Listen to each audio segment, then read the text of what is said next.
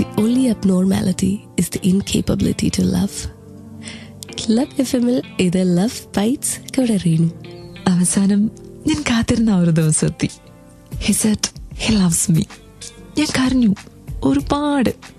He hold me and kissed me. പക്ഷേ പെട്ടെന്ന് അവൻ വീണ്ടും സംസാരിച്ചു തുടങ്ങി.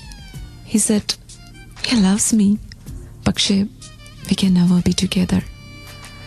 I love you but we can't be together. എന്ന് ഒരുമിച്ച് പറഞ്ഞാൽ എന്താ നമുക്ക് തോന്നുക? ഒരുപാട് പ്രശ്നങ്ങൾ ഉണ്ടാവുമെന്ന് മനസ്സിലാക്കിയാലും പ്രണയവുമായി മുന്നോട്ട് പോകുന്നവരുണ്ടേ. അത്രക്കാരെ കാണുമ്പോൾ ചിലരെങ്കിലുമൊക്കെ ചോദിക്കും, ഇവർ നോർമൽ അല്ലേ, ഇത്രയും പ്രശ്നം ഉണ്ടാവും അറിഞ്ഞിട്ടും എന്തിനാ പ്രണയിക്കുന്നതെന്നൊക്കെ. പക്ഷേ as I said, പ്രണയിക്കാൻ കഴിയാത്തവരാണ് അബ്നോർമൽ. നമ്മളെ സന്തോഷത്തിൻ്റെ ഒരു കൊടുമുടിയിൽ കൊണ്ടു നിർത്തിയിട്ട് പെട്ടെന്ന് താഴോട്ട് ഉന്തിയിട്ട് എങ്ങനെ ഉണ്ടാവും? അത് തന്നെയല്ലേ ഇത്. നിന്നെ എനിക്ക് ഒരുപാട് ഇഷ്ടമാണ്, നീ ഇല്ലാതെ ജീവിക്കാൻ പറ്റില്ല എന്ന് പറയാനായിട്ട് അവൻ വേറൊരു രാജ്യത്തു നിന്ന് ഇവിടേക്ക് വന്നു. അത് കഴിഞ്ഞിട്ട് അവൻ പറയാ, പക്ഷെ നമുക്കൊരിക്കലും ഒന്നാവാൻ കഴിയില്ല എന്ന്. ചില പ്രണയങ്ങളിൽ എങ്ങനെയാ, അവർക്ക് അങ്ങോട്ടും ഇങ്ങോട്ടും അറിയായിരിക്കും അവരൊരുപാട് പ്രണയിക്കുന്നുണ്ടെന്ന്, പക്ഷെ ഒരിക്കലും ഒന്നാവാൻ പറ്റില്ല. ചുറ്റുമുള്ളവർക്ക് മനസ്സിലാവാത്തൊരു കാര്യമുണ്ട്, അവരിവരെ അകറ്റാനൊക്കെ ഒരുപാട് ശ്രമിക്കുന്നുണ്ടാവേ. ഇവർ രണ്ടുപേരും തമ്മിലുള്ള ആത്മബന്ധമല്ലേ, ഒന്നിനു വേണ്ടിയുള്ള പ്രണയങ്ങളായിരിക്കില്ല അത്. ഒരു തരം സെൽഫിഷ് മോട്ടീവ്സും അതിൽ കാണില്ല. എന്നാലും എല്ലാവരും കൂടി എതിർത്ത് അവസാനം ആ ബന്ധം തന്നെ ഇല്ലാണ്ടാക്കും. ചിലപ്പോൾ ആരും അറിയാതെ ഇവർ രണ്ടുപേരും തന്നെ അങ്ങനെ ഒരു തീരുമാനം എടുക്കുകയും ചെയ്യും. It is sad really. This is love bites on club FM with ton കണക്കിന് romance. There is more pleasure in loving than in being loved. പ്രണയിക്കപ്പെടുന്നതിലും സന്തോഷം തരുന്നത് പ്രണയം കൊടുക്കുന്നതിലാന്ന്. ഇക്കാര്യത്തിൽ പക്ഷേ എനിക്ക് യോജിക്കാൻ പറ്റത്തില്ല കേട്ടോ.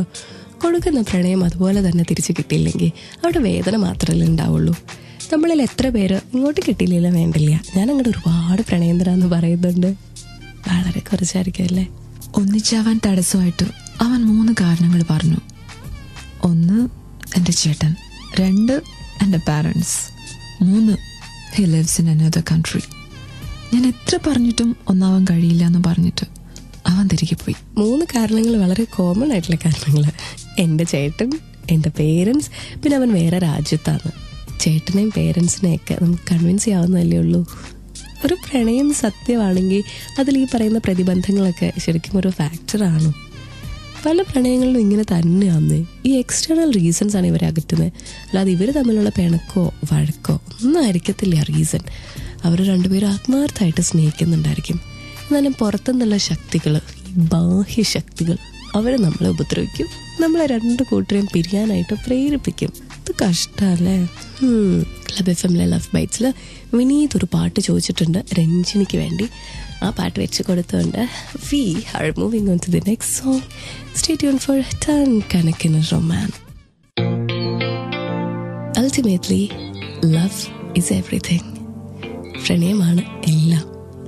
ക്ലബ് FMൽ ഇത് ലവ് ബൈറ്റ്സ് കൂടെ റീനു. ഈ ഒരു കാര്യം സമ്മതിക്കാതിരിക്കാൻ പറ്റില്ല. Love is everything.